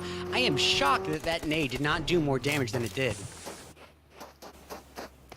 Yeah, a very fortunate play coming through there from them. But I mean, Zygnus, you can see them trying to find the ideal approach to take to find these angles. But now a little bit further on, right? The players here from Gosu Reunited, again, going to be trying to close up this western edge on the very side of that blue zone. A few minutes, a minute and a bit of change left before that blue zone starts closing up, moving into that 6th phase. But it's going to be a very tight play. Still, all 15 teams, aside from one, being within this phase, now having to cram themselves into this very limited space. Yeah, goodness great, it's the Wizards eliminated next. So let's just take a moment here to look at what happened. Our winning team from round 1 was the first eliminated come round 2, and eliminated second is one of our highest scoring teams from round 1. This is absolutely evening the odds for those teams that weren't quite able to fare as well come round 1. And there's Trip from Dream Esports going in for an aggressive push on Toxic Terror, a risky push at that, and he's facing the consequences of it, leaving everything riding on Dogwater and Dogwater alone. Yeah, but I mean, the team's definitely looking to shake things up quite a bit, as we've now seen our top performing teams from the first match now getting sent back super early on. And this time around, the players here from Incursio trying to just survive, trying to see if they can utilize this little bit of a dip they find themselves in. But Zygnus just positioned up ahead is not going to allow any of that to happen. It is going to be Dope now also looking to bring in a little bit of play. We have them situated up on towards this northeastern side of the zone. But the players here from Ghost Reunited not going to let anyone slip past them. Yeah, they're in a little love triangle with GKS Esports and Dope as well. And this is a real opportunity for, well, I was going to say a real opportunity for Dope Esports to capitalize and try to regain some ground from what happened in round 1. But tuning in, it looks like they're having a little bit of a rougher go at it. But Casper still holding the high ground here. It looks like Dope entered as a 3-person team as well. That coming in at an automatic disadvantage. Yeah, it does change the approach a little bit, but it's not going to be enough to stop them, though. Look at Casper just ripping it up. Yes. Great performance there by Casper from Dope Esports, just showing why they are a Tier 1 horde. Coming in unexpectedly from behind and just easy pickings. Yeah. Speaking about the easy pickings, though, we are going to be seeing the players there from Entity 7 and Gosu Reunited. Both teams now heading back to the lobby, and GKS still holding strong, looking to see if they can find any openings moving in from that eastern side. Meanwhile, a little bit further up ahead is going to be the players here from Freedom now, looking to assert their dominance right down onto the players here from the Puppeteers. Well, they do have that little bit of high ground advantage going for them. And you can see D09 really utilizing it, throwing some... Ooh, the high ground is not going to be enough to save you from the wrath of Puppeteers. Fortunately, we have B as a bit of a backup. Steps on in, finds the sprays. Oh, just letting it rip with the S12K, but it's not going to be enough as the hits come through. He came in with the S12. He knew he was playing it risky. It was going to be a make or break moment. It was an awesome attempt, but ultimately a shotgun might not be able to seal the deal for taking out everyone. I mean, it's great at pretty close range, but that was some really testing ranges to try to utilize that on. Yeah. But now, I mean, again, we see GKS and Dope also finding themselves in a little bit of a close quarter engagements with a beautiful shot being applied there by Fishy, but unfortunately, it's not going to be enough as GKS comes in with a little bit of that retaliation as well. Yeah, GKS absolutely dominating the playing field right now. I believe there's still a full 4-person team as well, leading in kills and one of the few full teams remaining. And as I say it, I caster cursed him just like that, there and then. And GKS is out of there. As a matter of fact, the last time I had looked at them, just a brief, maybe 30 seconds ago, they went from being a full 4-person team down to just nobody. Yeah. Yeah, and I mean, even now, we just see a beautiful rush coming through right there. I mean, it's so challenging for these players as we have the players from Battle for Glory, facing a few challenges as well. Team Seal also now coming under heavy fire. And with that, we are down to only four remaining teams as GKS also now have been eliminated. Yeah, and this is the dope esports that I was expecting to see. This is the dope that came to play. Leading in kills, they still have 2 members up. This is their match to hold on to. Team Seal eliminated right there and then, as you had said. Battle for Glory and One Shot down to 1 member each. They're really going to have to try to play this a little bit slower. What their ideal situation is going to be is letting the Puppeteers and Dope square off with one another, hopefully coming in for a third party on the weekend winner. Yeah, but it's going to be a very challenging play to make, especially looking at the available space they have moving into the zone. It is not going to be stopping the shots, though, flying through here for Battle for Glory as they lock it in and eliminate One Shot down to our final few teams. It is going to be 3 teams left to now try and duke it out. But again, right, Dope stepping up with 2 players moving in, so this could be quite a favorable performance for them to come in. And the caster curse is real. Illusion taken down. Casper brought down to about a quarter of his health. This is a risky situation. This is a moment for Puppeteer to capitalize, as well as Battle for Glory coming up, and Dope Esports eliminated. Wow. In a matter of moments, Ellen, there's that AMR you were hoping to see on this match. It does not look like it's going to be picked up. As you can see, Battle for Glory cooking up some nades. Oh, and it just rains down on him. Oh, I mean, what a play that was, though. I believe these were the Puppeteers locking in that winner chicken dinner. 9 eliminations and 1,138 damage dealt. Absolutely phenomenal performance. I mean, this is a surprising turnaround in comparison to what we saw happening over on Erangel. Yeah, absolutely different teams. Like, as you can say, Dope Esports, we expected them to come in through with the win. Not to mention the winners of round 1 being the first eliminated in round 2. It just goes to show how strategy and implementation absolutely needs to be changed up on a map by map basis. What worked for you on Erangel is not going to work for you on Miramar per se. Exactly, and I mean, that's the beauty of this, right? And seeing a team that is able to be consistent across the board, right, that really speaks volumes as to their capabilities. But I mean, this is still a very challenging play, looking at the caliber of teams that we've got in here and how they've been able to step up, right? Dope really rising to the occasion, especially over on towards Miramar this match. So that makes me excited to see what we could have moving into a little bit more of that close quarter engagement over on towards Sanok. But still a very, very satisfying and crazy Miramar match being played here. Yeah, absolutely. Sorry, what was that? It's ready for our MVP. Sorry, guys. We are ready to look at our MVPs. Having a little trouble here. Well, let's have a look-see. Player of the match goes to Puppeteers Boar with 6 kills to his name, 578 damage, all on his own. That's a phenomenal performance by Puppeteers Boar. Yeah, definitely no bore at all, right? Just stepping up to the action, finding one of those grenade eliminations as well. It's always so satisfying to see that come through. But, a beautiful step up coming through from the players of the Puppeteers. So hopefully we could see that momentum getting carried on further on. And I wouldn't be surprised if they were then also going to be our MVT as well, right? Our most valued team off the back of this match. We'll have to wait and see. It looks like, yep, Puppeteers claim it once again with 1,136 total damage, 9 kills, and one of those kills, which we saw at the very end, the finisher, a grenade to end it all. That was a great ending to the match. Both teams trying to exchange utility nades. One just happened to hit first. Yeah, and at the end of the day, that's all you need, right? You need to be the first one on the trigger, and that works out if timed perfectly. And that is what we saw coming now in favor of the players here from Puppeteer. So definitely a very, very satisfying approach being brought in by them. But I mean, it's interesting to see the kind of utilization of the space, right? They were moving down from those northern territories and really being able to reach down into the players there from Battle for Glory. Yeah.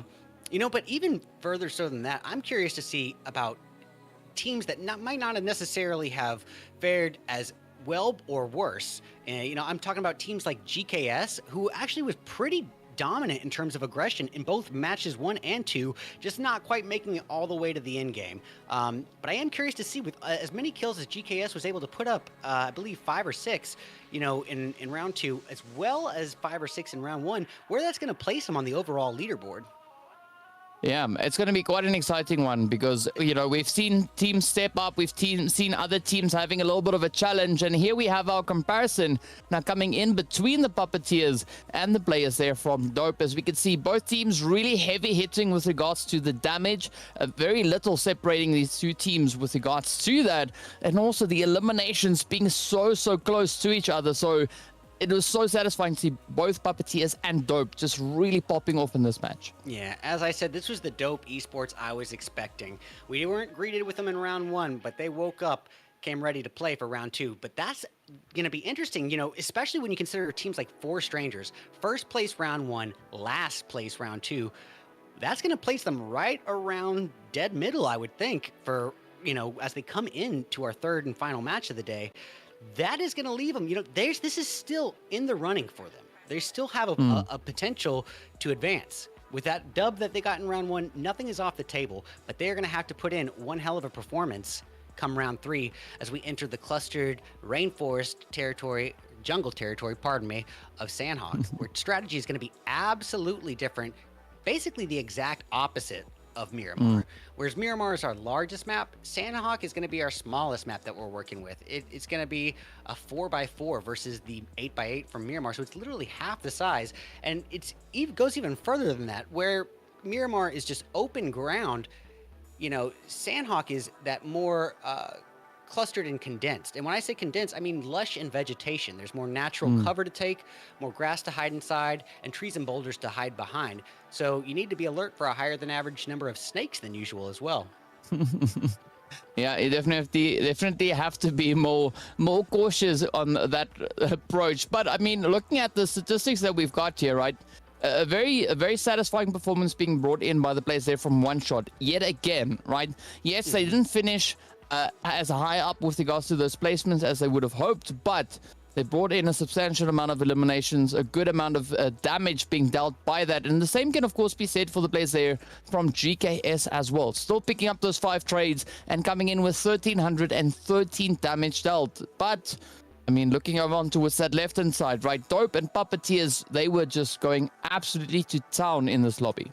Well, that's right. The stats are speaking for themselves here. GKS, you can tell that they are playing things on a pretty much the most aggressive of all the teams on the board right now, but they are having trouble come in game surviving to the very end. So what they really need to do in a situation like this is dial things back just a slight bit, play things a little bit closer to home come in game, and try to let those numbers dwindle. Right now, that all-out aggressive gameplay is getting them pretty far, pretty darn far, but not all the way to end game. Now, One Shot, I believe they were third highest in damage as well last game. Is your third highest in kills or third highest in damage last game. So this is going to put them in a pretty comfortable spot come as we enter to round 3. Yeah, that's definitely a possibility. So we'll have to take a look at those standings once we get the opportunity to do that. But I'm expecting this to look at it quite a bit different once we move in towards Sandhawk, right? This is pretty consistent with regards to what we see happening over on towards a map like Miramar. But then if we take a look at our standings, our leaderboard, it is none other than the Puppeteers currently sitting right up in pole position on those 41 points being brought in. Yeah, this is interesting here. Battle for Glory holding second, One Shot in third, Four Strangers somehow still holding 4th position overall. That is really interesting to see. I believe that weren't they eliminated last match? Yeah, somewhere close to there. I'm 90% sure that they were the first team eliminated. So that is really surprising to see them place that high up on the board. That just goes to show just how well they did in round 1. Yeah.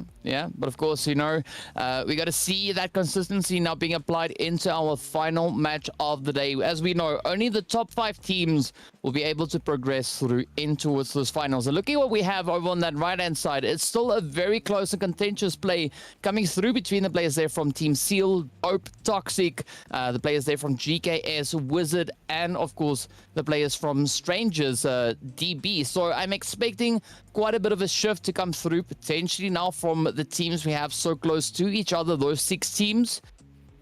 But I'm also kind of expecting the teams up ahead to still keep themselves in contention. Yeah, this is a real opportunity for, as you said, teams like Dope, Toxic, Seal to really make that final push for the day, to bump themselves, just because honestly, if you look at it, I mean, Team Toxic in 7th place is only 7 points away from 3rd. I mean, that is a pretty close match right there. The numbers get really slim between around 8th place to 3rd. Yeah. So there's going to be a lot that comes through from these teams. But, we're going to have to wait for our final match of the day to see which will be our final 5 teams to move up into the next stage. Yep. Well, guys, we've seen things in the wide open desert of Miramar. It's kind of time to take things to the lush, condensed jungles of Sandhawk. It's going to be an entirely different battleground, an entirely different map, an entirely different strategy as we enter our 3rd and final match of the night. I'm going to predict it. I'm going to go ahead and say I've got hopes for Dope Esports, but only time will tell. Well, guys, you all know the drill. Stick around. We're going to be back in just a few short minutes with our 3rd and our final round of the night. This is the PUBG Mobile Independence Tournament. Stick around. We'll be back soon.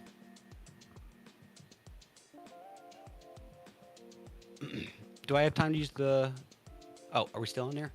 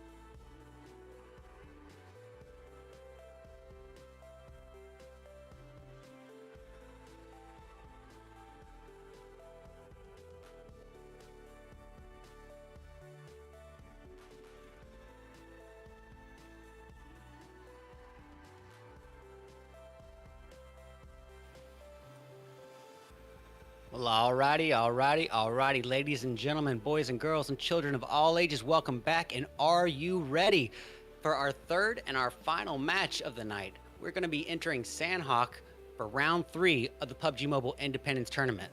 And as we said, as DK and I have both mentioned, this is going to be an entirely different match than what we saw come round 2. Everything that can be different between Miramar and Sandhawk is different. It's much smaller. It's half the size of Miramar. It's got the condensed, lush plant life that you can hide inside, the boulders to hide behind. But even more so than that, this map is so small that it finds itself pretty much independent of the flight path. Whereas Miramar's entirely dependent upon the flight path, this is more so a situation of you can get pretty much anywhere you want just by deploying your chute early enough. So anywhere is fair game on this map. Yeah, anywhere pretty much is a fair game, and it's going to result in a few interesting drop locations, but we'll have to wait and see until we have the teams really touching down on the ground to know where our major point of contention is actually going to be coming through. As we can see, the teams now starting to break off.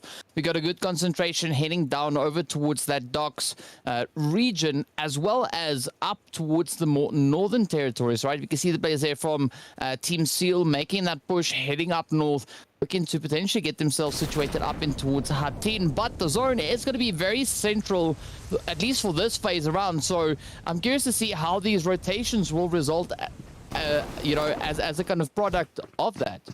Yeah, and it's funny you mentioned Team Seal, but they are not alone right now. They are still heading up northbound towards Hatin alongside members of One Shot and the Wizards. They're going to have 2 other teams there to worry about. But in the meantime, we got GKS in the clutches with Freedom. Yet again, these 2 teams clashing once again. Yeah, some pretty exciting starts to the game right here, as we can see, right up in towards Paradise.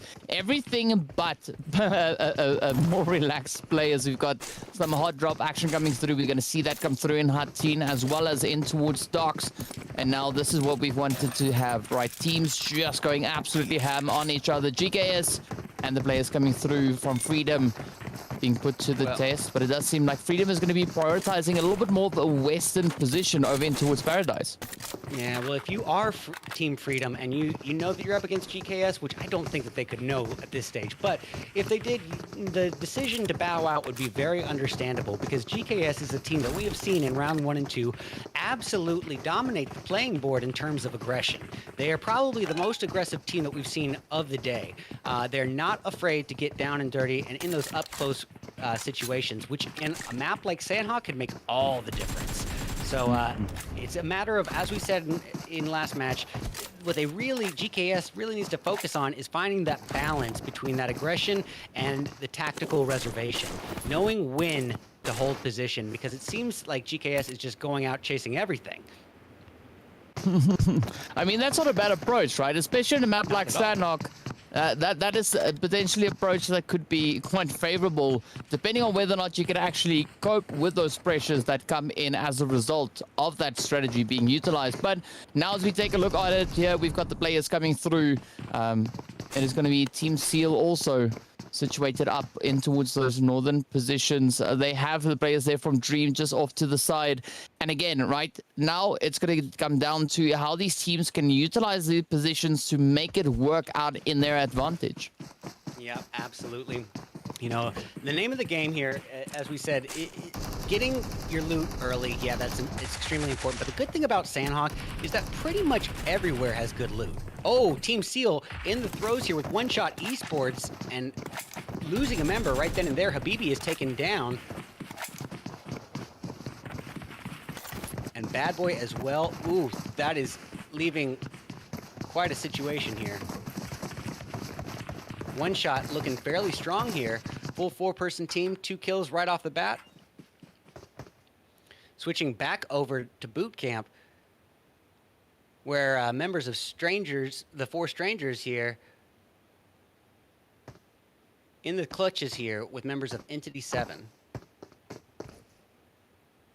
Well, if I'm not wrong from what I can see coming through in the chat, this is actually the place. Yeah. Strangers. Yeah, this is Strangers. Yeah, yes, sir. My apologies, guys. My apologies. Rookie mistakes won't happen again. But we can see Golden Boy holding position here, and he's got a little bit of cover in the trash can. He's just not trying to be spotted.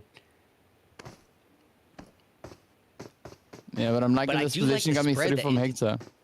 Yeah, I was going to say, I'm a pretty big fan of what Entity 7's doing here. Spreading out just enough to where they can pretty much flag the entire cluster of compounds. They can go make a nice one sweep through without being too far away from their teammates in case trouble goes down. Yeah, quite a bit of a play yet to try and make here, but we have to see now what is going to come through from Entity 7. As you know, it's all good and gravy having a beautiful spread and a good potential flank coming through, but of course they have to now try and utilize that. And speaking about utilization, the players here from Dream are going to be reaching across, finding a few plays of their own. As we can see, those shots now connecting on in, and Trip trying everything they can manage to evade the damage.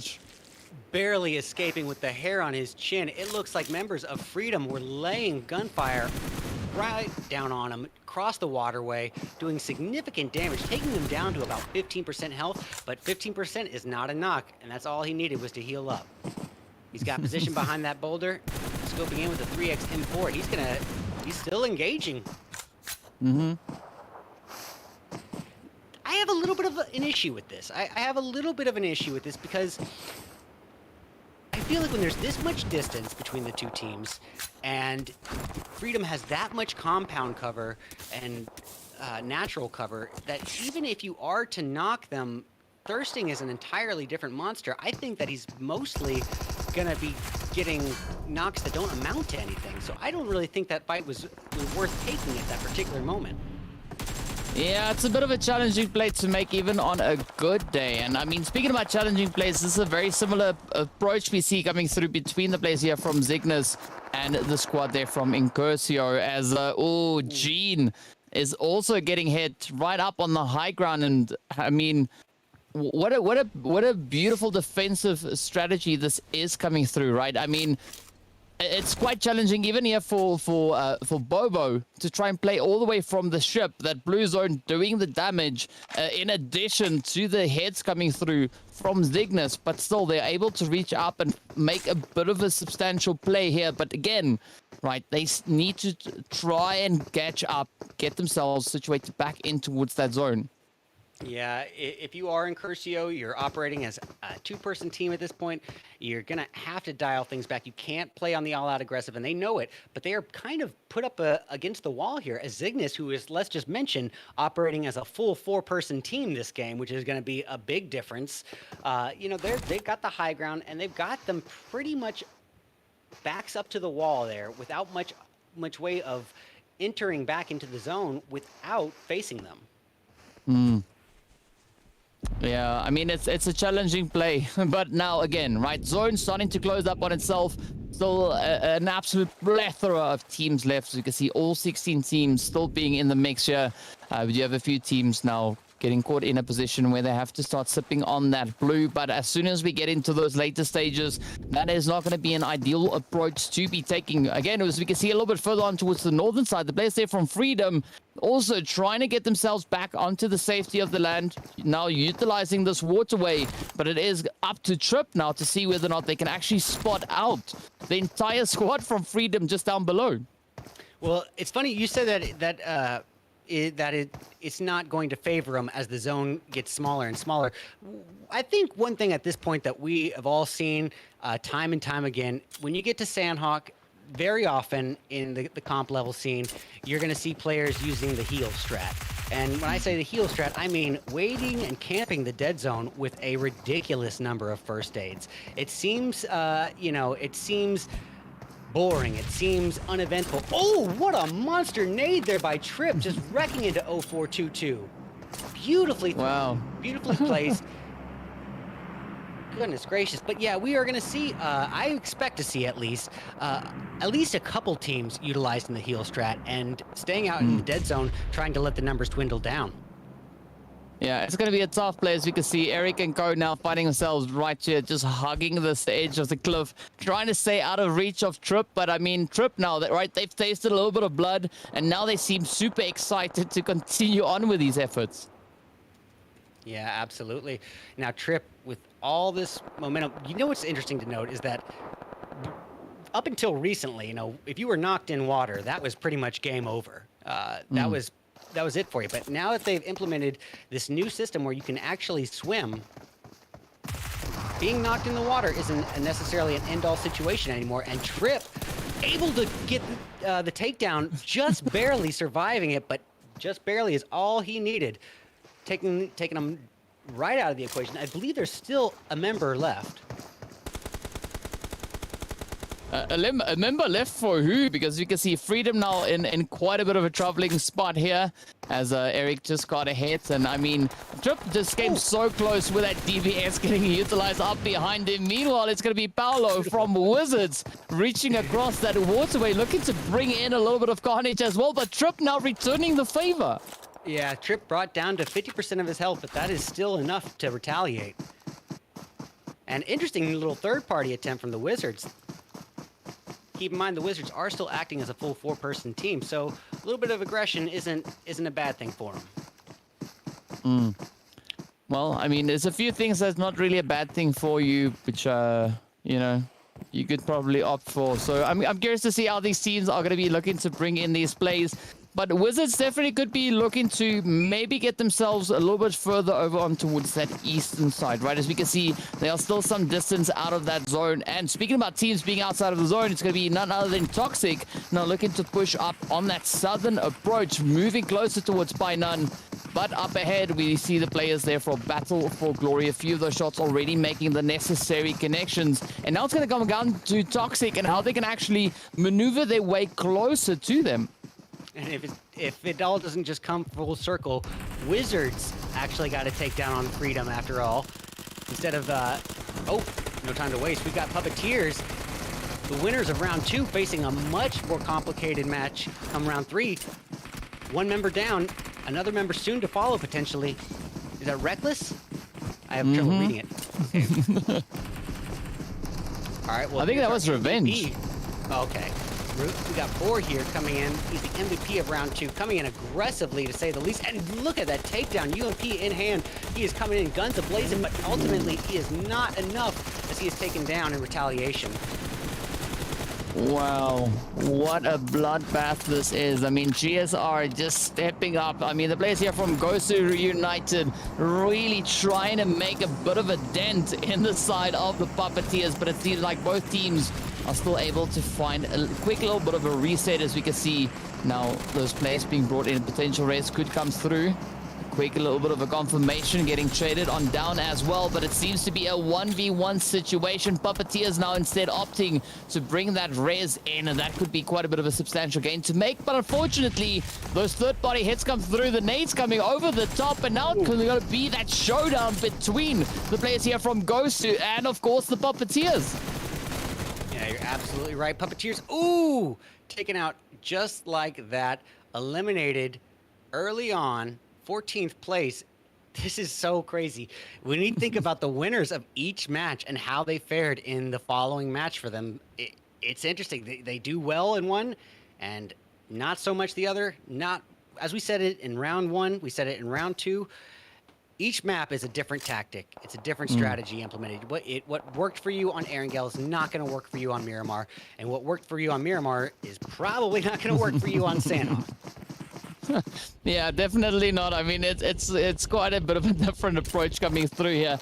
But again, looking at the spread that we've got through from the teams coming into this next phase, it's quite interesting, right? We've got the players there from Toxic. We've got a team from Incursio as well as Battle for Glory, all situated down towards that southern position. No one really going to be taking the plunge to get themselves situated smack dab center zone, which I can respect, because looking at the sheer number of teams we still have left, you don't want to be the team getting caught out in the center of all this chaos. But yeah, we also then have quite a few teams that are yet to rotate towards the zone, right? Wizards holding off on that far off position. We see the players then from Strangers also just positioned up in towards the northwestern, northeastern side with GKS, the gatekeepers of the Northern Territory. Yeah, and I expect as I said earlier, my expectation is that a couple of these teams aren't going to be rushing into zone. I think that they're going to be hanging back and using that med strat. Only time will tell as the zone comes closing in, but I have a good feeling that there's some people with 20 first aids in their inventory. I wouldn't be surprised, right? That is something we definitely see come through over on Sanok. But now, the players here from Entity 7 looking to make a bit of an impactful position as they move in over on towards the eastern edge. A little bit further up ahead, we can see the players now from Strangers. BTD also looking to make a few of those gains as they move further and further afield, coming in on towards this eastern side. They got Toxic just a little bit further down towards the south. But again, look at the positions being utilized here, right? The players from Breedy, Battle for Glory, not quite sure where I was going with that one, holding on to this gatekeep position and really looking to leverage as much out of this as they can possibly manage. Yeah, they're keeping one shot on their toes, to say the very least, and they're utilizing what little bit of compound cover they can. Keep in mind that new zone is not faring them so well in terms of compound cover, so they are going to have to make a move eventually, but as long as they can hold on to it, they are using it up to the very last minute. We got one shot still hanging in there as a three-person team. One member almost downed, but not quite. And Battle for Glory still holding position here. We see Vigles utilizing that sniper tower and turning around, catching eyes potentially on Toxic Terror. And look at this. Oh, the nade. I like that one though. That was like, look at this, and then, you know, Rayo sends out an absolutely great grenade there, finding quite a bit of damage, and with that now steps up just to claim those eliminations. And it is going to be a very bumpy ride indeed for the players there of one shot. But if we look elsewhere, right, GKS are going to be looking to ascend or descend down from those northern positions, right? Just up ahead of them, they've got the Wizards situated in these compounds. And this is going to be a little bit of a challenge for them, but it's not something outside of their reach. So I'm curious to see how they're going to be looking to push through into that. Yeah, I think you're absolutely right. I think it's Entity 7 closes in. Oh, Entity 7 closes in. They're going to have to worry about 4 strangers as Looney getting a quick elimination right there. A knock soon followed by a thirst. But 4 strangers looking fairly strong here. Full 4-person team, 3 kills to their name. Wizards with 7 eliminations. Still 3 people on the board. And they've got all the individual compound cover they could need.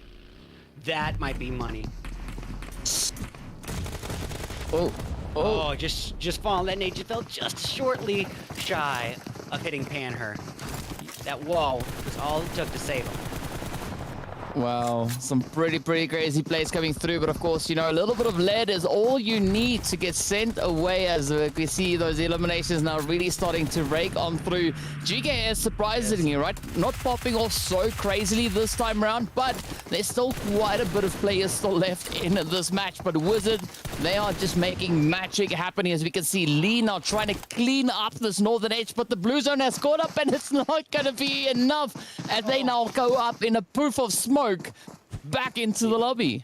Yeah, Dope Esports had a real opportunity here. You know, they had placed so well after placing not so well.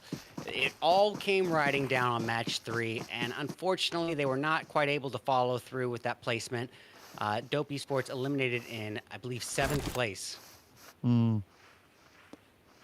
Yeah, that's quite unfortunate though. But I mean, Wizards, they were able to claim that 6th place finish. So, you know, things are still looking on the up and up. But speaking about the up and up, right? I mean, Looney here, the Lone Ranger. We can see there's 3 other teams still rocking an entirely full squad. So that's Battle for Glory, GKS, and the players coming in from the Toxic Terror. So it's going to be an absolute crazy zone to kind of wrap up this match. You're absolutely right. And if I'm going to call him the last stranger. Of the 4 strangers, he's one stranger. And he's the only stranger left. And if you are Looney, you have got to lay low. You do not want the attention. And he's got Toxic Terror just above him. Any slight motion could be all it takes for them to hear him. His best it's pretty much go time. He didn't have a lot of opportunities to waste there. The zone coming in, chipping away at him. It was time to act. He gave it his best shot, but ultimately eliminated in 5th place.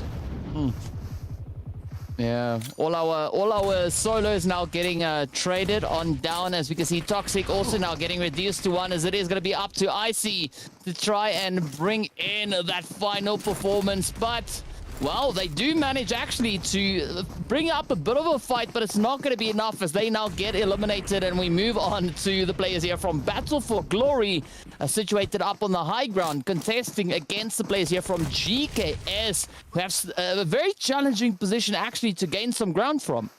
Yeah, and these are both teams that are placing relatively well here. A Battle for Glory especially has an opportunity to capitalize here.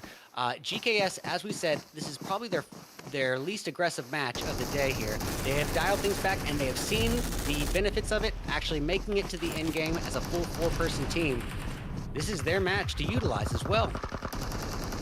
Yeah, it could definitely be, but this could be that saving play for GKS now to just lock in their position on the overall standings as the rushes come through. The trades get sent on in, but GKS look super eager to get it accomplished, and with that, they step on up, and of course, that winner chicken dinner goes straight over to GKS as they walk away with those 6 eliminations to their name. Yeah, absolutely phenomenal performance by GKS. As we said, this is our probably the most visually aggressive team that we've had today. And what we saw was a very aggressive GKS in round 1, very aggressive GKS round 2, not quite able to make it to the final placements with that. They pushed all the way from the beginning to the end. Now come round 3, they realized they had a real shot at this. So you know what? They dialed things back, played things a little bit closer to home, a little bit more reserved, played things a little bit slower. And as of such, they made it to the very end game as a full 4-person team. I think they only had a few kills to their name by the time they reached end game, but that's all they needed. Just them and one other team. Then they resort back to their all-out aggressive tactics. Berserkers. Yeah, I mean, at the end of the day, it doesn't really matter with how many eliminations you move into those final few zones. It boils down to how you are capable of kind of coping with those positions and the opposing teams and players moving into that zone as well. But a really, really comfortable play, I gotta say, coming through there from GKS, right? As you said, they've been super aggressive in game 1, super aggressive in game 2, but then they brought it all together moving into this very last match to lock in that winner chicken dinner. Yeah, and it really paid off this time. And I think that maybe moving forward, we might see a little bit of that implemented in, our next Erangel and Miramar matches come our next day. I think we might see a slightly more dialed back GKS as we move forward. Yeah, I mean, that is, of course, obviously potentially on the cards for them. So we're going to have to wait and see what they have in store for us. So I'm pretty convinced that we could see the players there from GKS finishing at least within that top 5, as they've been showing a really consistent performance across the board. But it's all going to boil down to who the other 4 teams are going to be. And at this point, it's really difficult to say, who are those teams really being up in those top 5 slots. It's more up in the air than most tournaments. I mean, we have a situation, a very unique situation here, where the winners of one match fare much, much worse in their following match. That is, 4 strangers with a first place followed by a last place. That completely, uproots and shifts the balance here. And then come round 2, the winners of round 2 eliminated fairly early in round 3 as well. So it's up in the air to me. I don't know who's going to be in there. I would imagine that Battle for Glory probably maintained a high enough position. I think that they would be in one of the advancing teams, but this is anybody's ball game at this point. I'm not the math guy. Yeah, I mean, I'm so glad that they're not relying on us to do the math here, but I think at the end of the day, it's going to come down to who's been able to be the most consistent, right? We've definitely been seeing a lot of consistency coming through from GKS. We did see the players from Dope just really popping off in that second match, but again, over on Sanhok, things looked a little bit different. But of course, we also now have the opportunity to see who our match MVP is going to be. Let's have a look-see. Well, player of the match for round 3 on Sanhok is Battle for Glory Urayo. Urayo with 5 kills to his name, 571 damage. 5 kills is pretty good work as a single person. That's really great. And that's Yeah. I think Battle for Glory was able to come through with placement as well as kill. I think they found a nice little balance. Yeah, I mean, it's almost like it's balance for glory and not only battle for glory, right? So it's a really good play being made there by Rayo. But yeah, I mean, a good conversion coming through with the amount of damage they were able to deal, bringing that over in towards those eliminations. And of course, a great utilization of the grenades getting sent in there as well. I mean, finding those placements is quite challenging. That, you know, getting that timing locked in perfectly. Finishing on 3, it's not too often that we see such a substantial amount of eliminations being brought in by a grenade. You know what else is kind of interesting? It just sort of occurred to me is a lot of these events and scrims that we do, they really seem like to utilize Erangel and Miramar at least once or twice. So usually we end up starting off with an Erangel and then moving our way back to it come round 4. That kind of leaves the participants with an opportunity to sort of get acclimated to the map, get a little bit more used to the strategy in terms of how to react with all these other participants, but not today. Not with a 3-match day. They have got one chance and one chance only for that day to utilize the map correctly. And I think that is going to make a lot of difference here. I think we're going to see just a bit more variation in terms of winners, just like we saw today moving forward. Yeah, I mean, that's definitely an option, as we've seen teams rising to the occasion on different maps, and that's what I like, as this dynamic shift coming through. We've got, as we've pointed out, right, teams performing exceptionally well on one map, and then things really changing up as we move into the next. But again, we've had several teams showing that consistency across the board, regardless of what the map throws at them, regardless of what map it is even. They've been able to consistently perform well enough to finish in a strong, substantial position. But we also now need to take a look and see who our MVT is, right? Our most valued team of this last match. Well, it looks like Battle for Glory coming through yet again with 1,447 damage, 7 kills total, and as we saw, 5 of those kills going to Urayo. And look at this, 5 grenades. There's no shortage of utilities for Battle for Glory. They know how to utilize those nades, and they know how to utilize them well. Yeah, I mean, they were raining down quite a bit of chaos, as we see. It's not too often that we see, I mean, these grenades just being brought in so heavily. I mean, it's something that we see on the Africa kind of meta being utilized quite a bit, right? The African teams really coming in a lot with these utilities. So it's great to see other regions also, you know, relying on those utilities, bringing in the damage, the carnage with the grenades. Absolutely. In the North American region specifically, I will say at the tier 2 and above level, utilities are absolutely game changers come in-game. You will see nades decide the fate of an in-game time and time and time again, especially at the tier 1 level. But that was an amazing group of nades here coming in. 7 kills and 5 of those going to nades. That's really impressive. This team knows how to utilize them.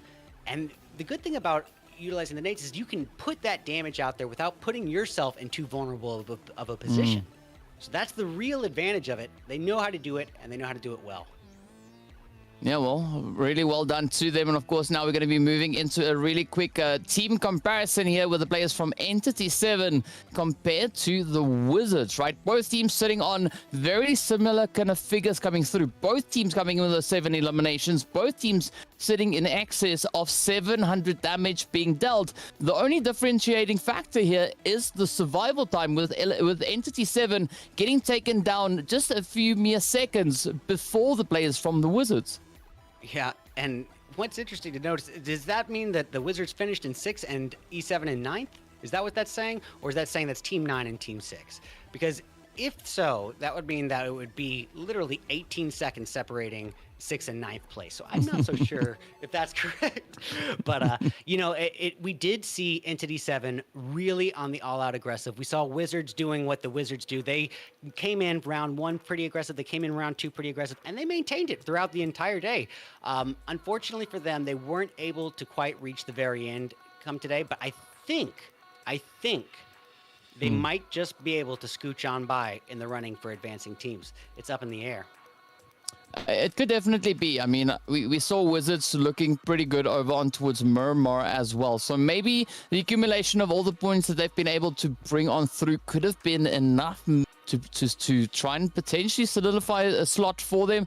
But we can say a very similar thing about the players coming through from Entity 7. So I think it's all going to come down to how consistent they've been, right? That is kind of, I think in my opinion, that's going to be the deciding factor as to what that kind of that edge position will be. Who will be in the top 5 and who will be just outside of that. As we can see, it is a very, very close position indeed.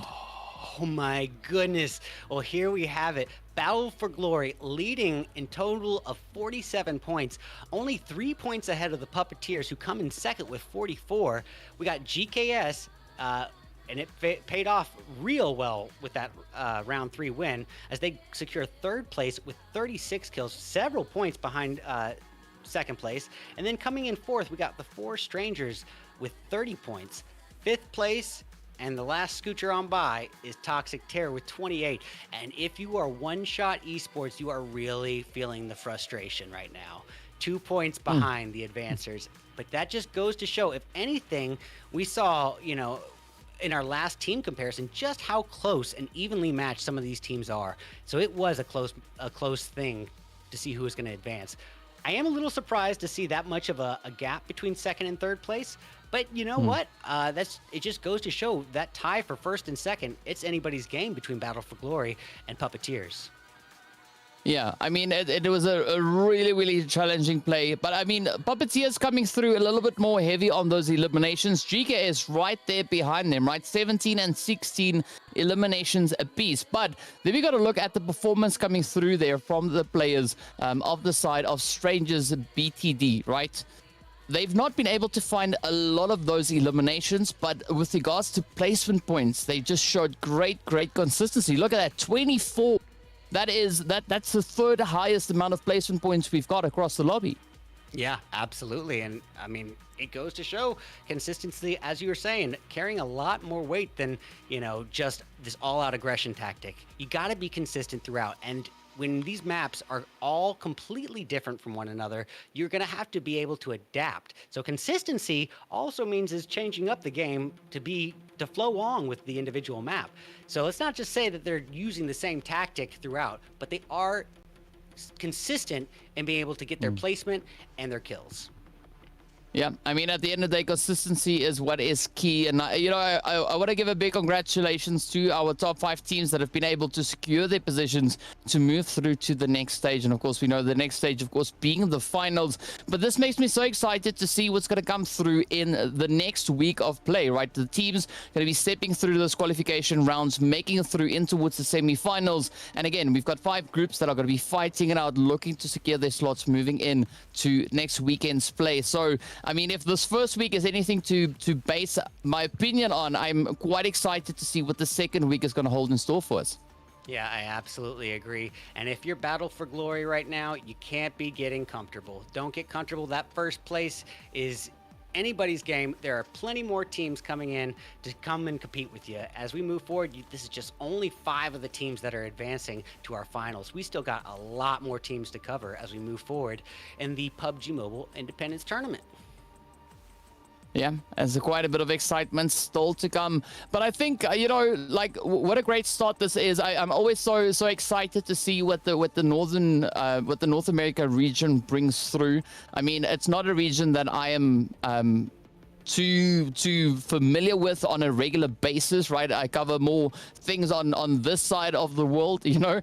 But again, every time I have the opportunity to see what these teams are doing, I'm always just so blown away with the level of aggression that they're able to bring in, and just the way that they are able to cope with the different situations that they are presented with once the zone, you know, kind of decides on where it's going. And I mean, it always results in some very exciting PUBG Mobile action. So I'm excited to see what the remainder of this event will hold in for us.